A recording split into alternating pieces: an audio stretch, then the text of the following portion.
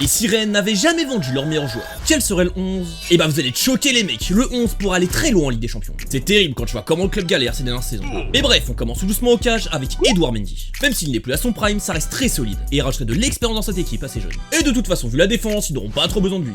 On continue avec la défense centrale avec Aguerd. Il est en train de montrer à l'OM qu'il est un défenseur central de top niveau. C'est clairement le leader défensif de cette équipe. Alors qu'il a pourtant du Balardi qui est là depuis 40 ans ou encore du Pavard qui a joué une finale de Ligue des Champions il y a quelques mois seulement. Et pour vous rendre compte de son niveau, c'est un défenseur tellement sous-coté. Pour l'accompagner, j'aurais pu dire Loïc Badet ou encore Théâtre. Mais je choisis la jeunesse avec le bijou du club cette saison, Jérémy Jacquet.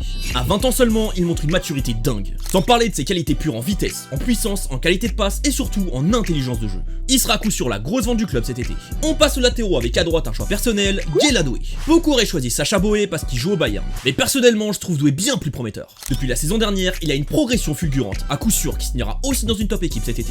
À l'opposé, le joueur le plus sous-coté de l'équipe, Adrien Truffert. Je vous avoue que j'étais le premier à le sous-coter quand il était à Rennes. Mais cette saison, il est en train de tout casser en première ligue avec Bournemouth. Carrément, qu'il a déjà fait oublier Kerkez aux supporters. On passe au milieu et ça va aller très vite. J'en mets qu'un. Parce que j'ai décidé de mettre 2 milieux offensifs et 2 ailiers. Alors oui, c'est très offensif, mais bon, on s'en fout de la cohérence pour ce type de vidéo. Et mon chat se porte sur Kamavinga. Alors oui, son évolution est très décevante, et que pour moi, il devrait relever un nouveau défi ailleurs qu'au Real. Et ça a bien sûr une très grosse valeur sûre, surtout à l'échelle de Rennes. Et pour les joueurs offensifs, on va aller très vite, j'ai pas avoir besoin de me justifier. Avec sur les couloirs Rafinha et Jérémy Doku. Un top 10 ballon d'or pour l'un et l'un des meilleurs ailiers au monde pour l'autre. Ensuite pour les deux numéros 10, deux actuels parisiens. Avec tout simplement le ballon d'or et le Golden Boy. Et pour finir, le meilleur buteur de la Ligue des Champions la saison dernière, c'est Serhou Guirassy. Et c'est sûrement lui le joueur qui a eu la carrière la plus inattendue. Bon, ça se tape avec Rafinha quand même, mais lui était carrément mauvais en début de carrière, contrairement au Brésilien. Du coup, voici le 11 au complet. À part la défense qui peut être améliorée et aller une compo plus logique pour un match, le 11 est fou.